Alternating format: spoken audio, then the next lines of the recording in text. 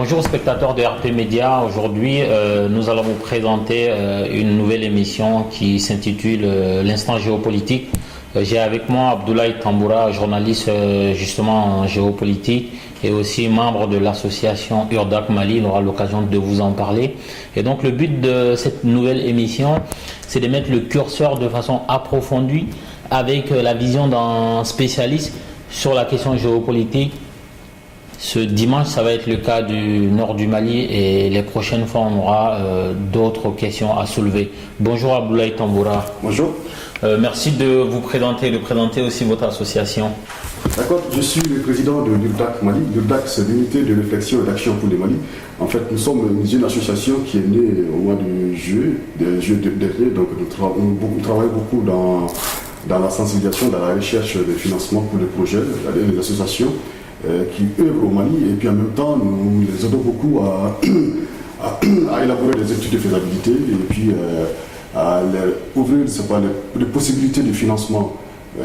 Certes, nous n'avons pas trop de moyens, mais le peu de savoir qu'on a, puisque nous sommes une équipe polyvalente avec des gens bien compétents qui s'intéressent beaucoup au monde associatif et beaucoup aux ONG et d'autres associations qui s'occupent du Mali et s'occupent beaucoup de l'Afrique. Et ensuite, je suis également journaliste indépendant. Je travaille beaucoup sur des questions sécuritaires au Sahel, au Sahara. Je suis actuellement doctorant en géopolitique à l'Institut français de géopolitique, où je travaille beaucoup sur ces questions. Et puis, je pense qu'au cours de ce débat, au cours de ce face-à-face, nous aurons beaucoup de choses à nous dire. Très bien, merci Abdoulaye Tamboura pour cette présentation complète de votre structure Urdac Mali et aussi de votre propre profil. Donc aujourd'hui, nous allons parler de la récurrence des rébellions Touareg. Donc rébellion Touareg, c'est le nom commun qu'on donne à l'ensemble des insurrections qui ont eu lieu depuis l'indépendance du Mali au nord du Mali. Donc comment vous expliquez-vous la récurrence de ces rébellions-là, de ces prises d'armes? Effectivement, la récurrence de ces rébellions, donc on peut dire que ces rébellions ont plusieurs facteurs. Il n'y a pas que de facteurs politiques, il y a des facteurs climatiques, il y a des facteurs sociaux, il y a des facteurs de rivalité tribale. Donc nous sommes dans un pays où la géopolitique interne est trop complexe et vaste. Nous sommes également dans un pays où l'état de la gouvernance porte à juger sur le besoin des populations. Est-ce que ces populations se sentent vraiment intéressées par la chose publique ou par le développement du Mali? C'est ça la bonne question aujourd'hui. D'autant plus que depuis les années 60, c'est-à-dire depuis l'indépendance du Mali, donc le Soudan d'alors était confronté à ces problèmes de certaines, parce que c'est pas, il faut l'avouer, parce que ce ne sont pas tous les Touaregs qui sont entrés dans les différentes rébellions. Il y a certaines couches sociales ou certaines tribus Touaregs qui sont entrées dans la rébellion depuis les années 60. Donc il ne faut pas trop caricaturer la chose, parce qu'il ne faut pas trop faire d'amalgame également. Notamment, il y a certains Touaregs qui se sentent plus maliens que ces gens-là qui ont des affinités avec les Touaregs algériens du Niger ou du Burkina et qui ont tout le temps ce sentiment d'avoir un territoire ou d'avoir une entité identitaire. Mais il faut se poser une question. Pourquoi le Mali n'arrive pas à gérer cette question, cette équation Touareg? Peut-être que, comme je l'ai dit tantôt, il y a un problème de gouvernance, il y a un problème de liberté ou de démocratie. Et je pense que dans vos futures questions, on va rentrer dans les détails et savoir réellement qu'est-ce qui a été fait et qu'est-ce qu'il reste à faire. Est-ce que oui ou non, il faut un État indépendant? Est-ce que oui ou non, il faut un État fédéral? Justement, nous allons en venir. Vous qui êtes plus informé sur la situation, sur la composition du tissu social dans le nord du Mali, est-ce qu'il y a un impact des tribus? Est-ce qu'il y a un impact justement ethnique sur la récurrence des prises d'armes au nord du Mali?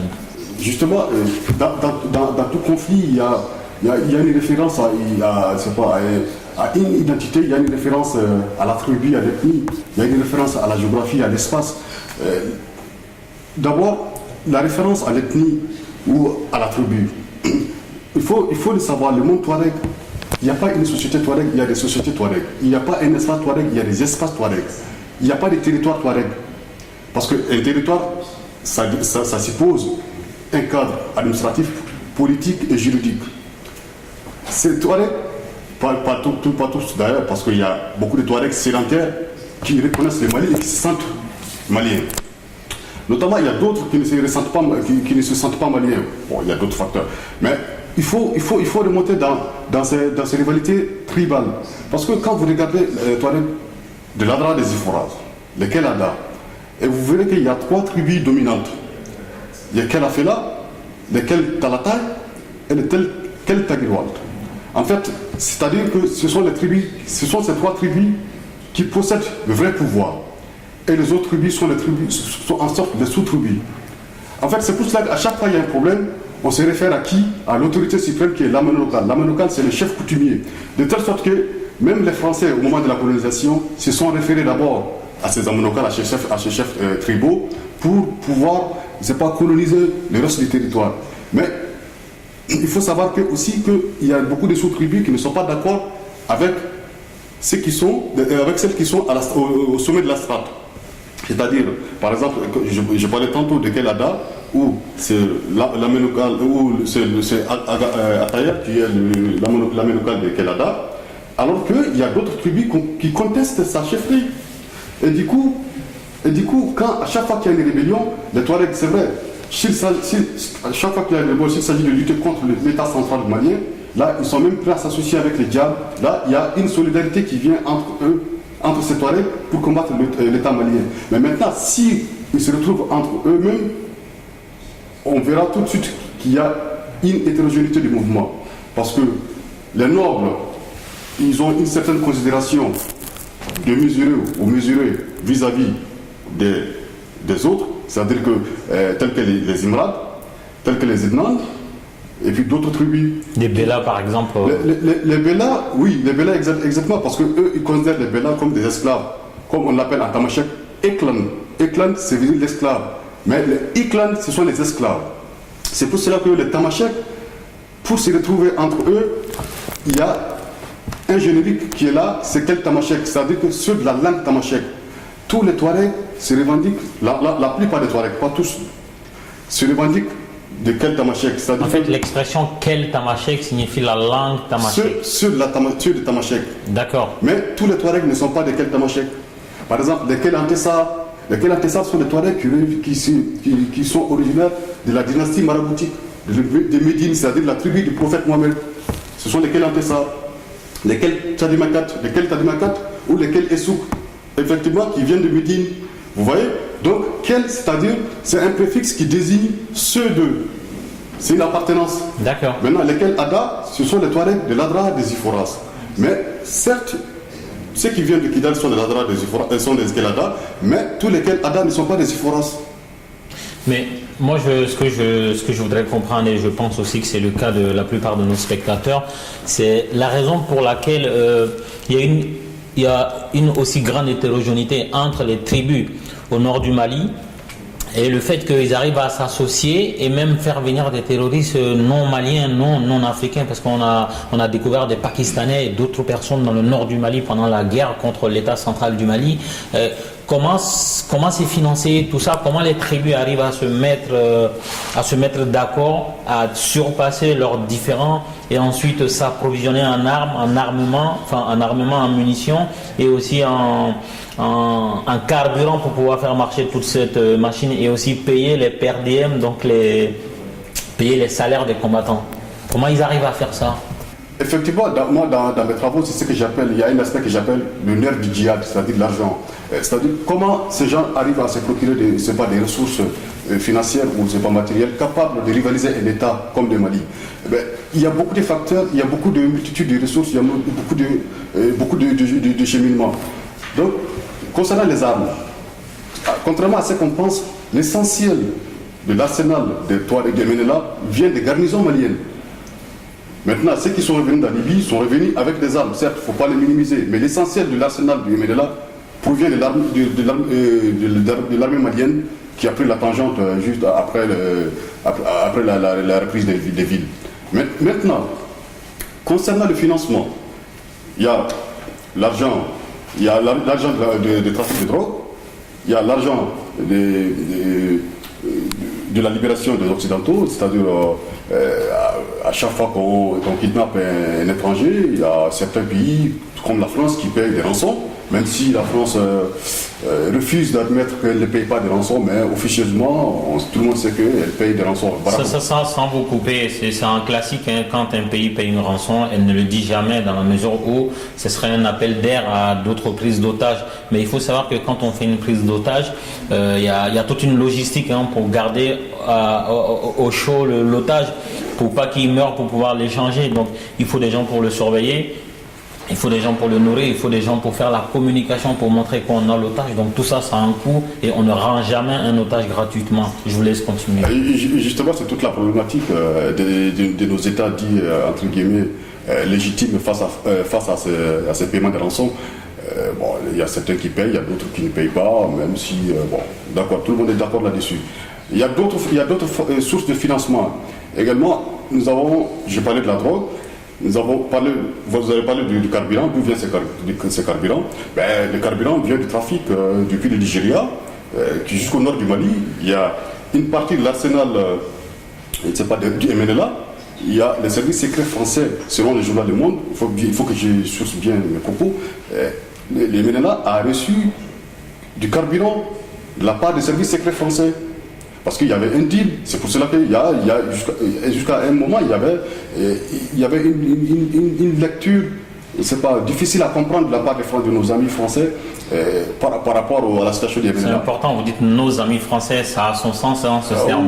Il a été utilisé au Mali par le président Ibeka et son premier ministre, et une partie de la classe malienne leur a reproché cette façon de s'appuyer sur le terme nos amis français. Donc. Effectivement, la France, les Français sont nos amis, la France est un pays ami avec lequel on partage beaucoup de choses en commun. On a l'histoire. Voilà, on a la culture en commun. La diaspora malienne, elle est importante en France. Donc on ne peut pas dire que la France n'est pas notre ami. Très bien, on va continuer. C'est grâce à la France que le Mali a été. On va continuer sur l'information qui est issue du journal Le Monde. Donc je vous laisse continuer. Le Monde qui source avec l'article de Jean-Philippe Rémy, qui source bien que les services secrets français ont fourni du carburant aux Touaregs du MNLA. Donc, vous voyez, pour leur permettre de bien mener leurs opérations. Je ne sais pas quel type d'opération, mais quand même, selon Le Monde, ils ont reçu un appui de la part des Français. C'est pour cela qu'à un certain moment, il y avait une difficulté de lecture de la position française. Parce qu'il y a le Quai d'Orsay qui optait pour le Mali et les militaires français qui avaient une sympathie pour les MNLA. Peut-être à tort ou à juste raison, je ne sais pas. Mais est-ce que c'est pas un jeu, comment dire ça? Est-ce que c'est pas de la com de dire oui, nous sommes divisés en deux, il y a une partie qui souhaiterait que l'État malien soit souverain sur toute l'étendue du territoire, mais notre armée ayant tissé des liens avec les membres du MNLA sur place à Kidal, on voudrait autre chose. Est-ce que c'est pas un plan de communication qui a finalement marché? Effectivement, je ne lis pas dans c'est pas dans un maracafé où je ne suis pas dans le secret de Dieu pour savoir réellement ce que l'État français veut, parce que en matière politique, il y a des choses qui bougent et effectivement en fonction de la situation qui est sur le terrain. Donc, nous sommes là, nous faisons des analyses sur le terrain, nous faisons des analyses sur ce qui se passe sur le terrain. Maintenant, est-ce qu'il y a une sympathie vis-à-vis une sympathie des Français vis-à-vis des Touaregs, des MNLA? Moi, je pense que avoir donné une indépendance au MNLA suppose qu'il y a un principe de l'organisation de l'unité africaine, de l'Union africaine, du moins, c'est l'organisation de l'unité africaine, c'est l'ancienne appellation. Il y a un principe de l'UA, c'est-à-dire l'intangibilité des frontières, même si on sait que l'intangibilité des frontières, c'est un précepte qui ne tient plus debout. Voilà, ce qui s'est passé au Soudan, ce qui s'est passé dans d'autres pays tels que les Comores. Voilà. Donc, le Mali, est-ce que, moi, personnellement, je me suis dit peut-être que pour développer le pays, pour éviter tout ça, il faut développer le pays, il faut la bonne gouvernance. Bon, ça, c'est des termes que tout le monde dit. Maintenant, il faut aller plus sur les actes. Il faut que l'État fasse davantage beaucoup de concessions. Nous sommes aujourd'hui dans une situation où l'État malien part dans une position de faiblesse dans ces négociations qui se tiennent actuellement à Alger. Et nous avons vu également que les MNLA va uniquement pour discuter sur le statut du l'Azawad, même si je ne suis pas d'accord avec le concept de l'Azawad, parce que l'Azawad, il n'y a jamais eu d'empire Azawad, il n'y a jamais eu l'Azawad, c'est une appellation géographique. Voilà, maintenant tout le monde le connaît, tout le monde le sait. Maintenant, rentrons en profondeur, est-ce qu'on peut donner un territoire aux Touaregs, d'autant plus qu'eux-mêmes sont minoritaires dans une région qui ne dépasse pas 2 millions d'habitants. En fait, c'est une minorité d'une minorité qui demande. C'est une infime minorité d'une minorité. Qui demande quelque chose de très très immense. Donc, Et justement, parce que le nord du Mali, c'est plus de 2 tiers du territoire malien.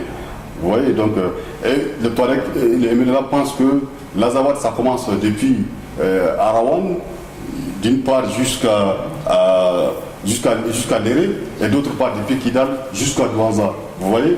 Donc, vous, sans vous couper, vous faites bien de parler du poids restreint du Mali dans cette négociation à Alger. Dans les promesses de campagne du président Ibeka, et même quand il est une fois élu, il a dit les discussions ou les négociations, les pourparlers auront lieu nulle part qu'à Bamako.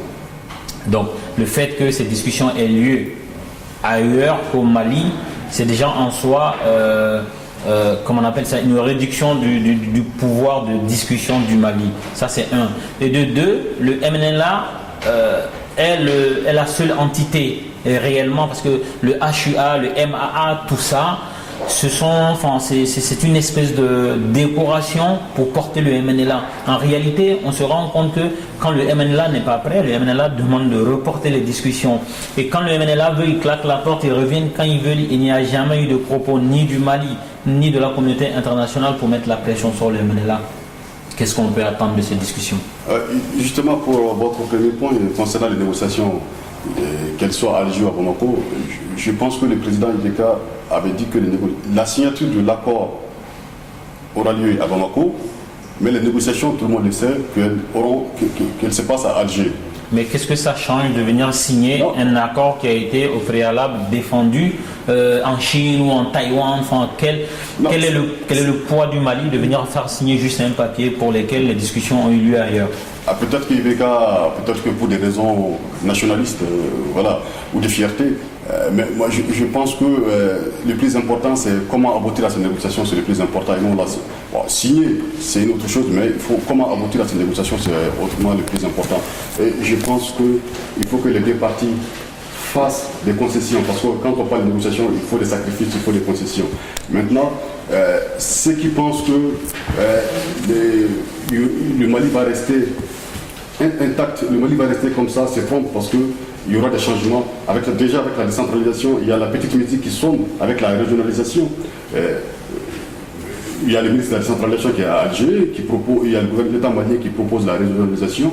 Mais au final, nous voulons savoir qu'est-ce qu'il y a dans cette régionalisation. Est-ce que c'est une régionalisation à la mode française ou bien c'est une régionalisation, je ne sais pas, à la mode malienne? Ou une régionalisation taillée sur mesure pour le MNLA? Voilà, maintenant c'est ça. Et puis vous avez parlé du poids des MNLA. Effectivement, il faut les reconnaître, les MNLA a un sérieux poids au sein des groupes armés, parce que les ACUA, les MMA, tout ça, ce sont des dissidents des groupes islamistes, maintenant qui tentent de réduire leur blason pour être légitime. Mais en quelque sorte, bon, l'État malien est obligé d'accepter cela, c'est un fait. Mais le pouvoir algérien, tout le monde sait que sans l'Algérie, rien ne se passe dans cette région. L'Algérie, c'est la puissance régionale.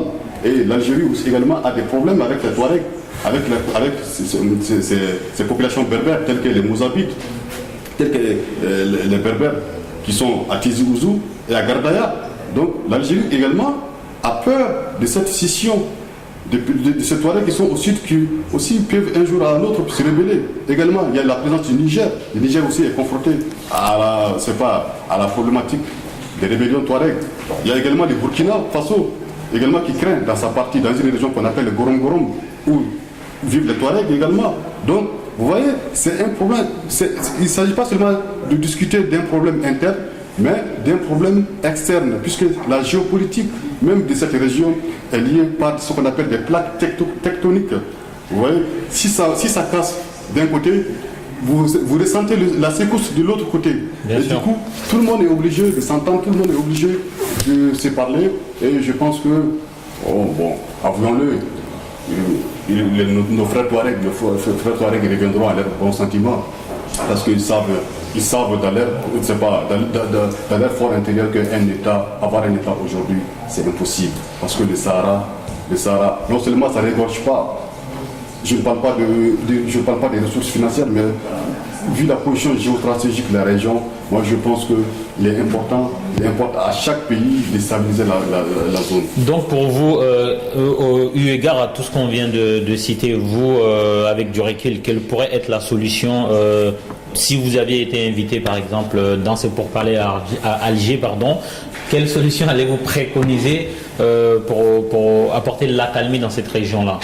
Merci, c'est gentil, mais c'est fort prétentieux de ma part quand même de proposer une solution à ces problèmes, parce que je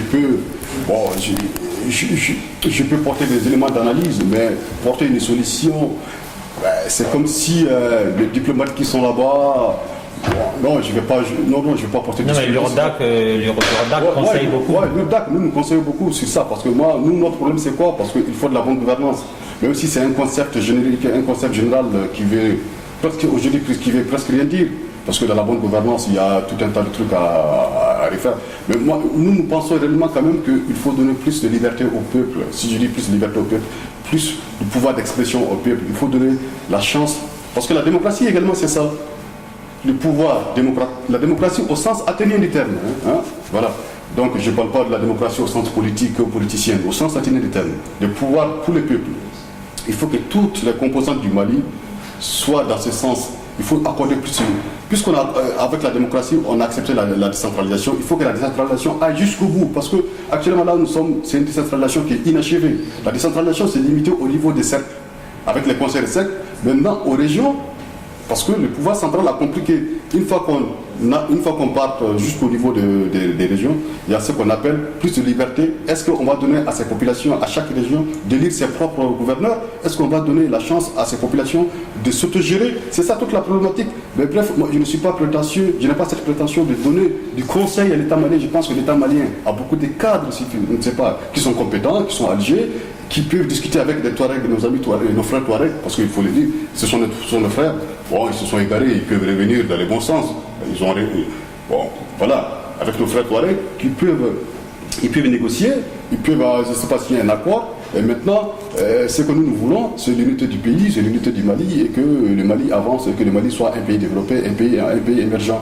Voilà, donc s'il y a certains qui ne sont pas d'accord, moi je pense que ils reviendront, ils retrouveront leur bon sens, et puis le Mali va sur cet accord, et tout le monde sera en paix. Inch'Allah, ou comme le dit le président Ibeka, ceci met fin à cette première tentative d'émission intitulée L'instant géopolitique. Merci à Abdoulaye Tamboura de URDAC Mali, et on se reverra très souvent. Inch'Allah. Merci. Allez, à bientôt. Voilà.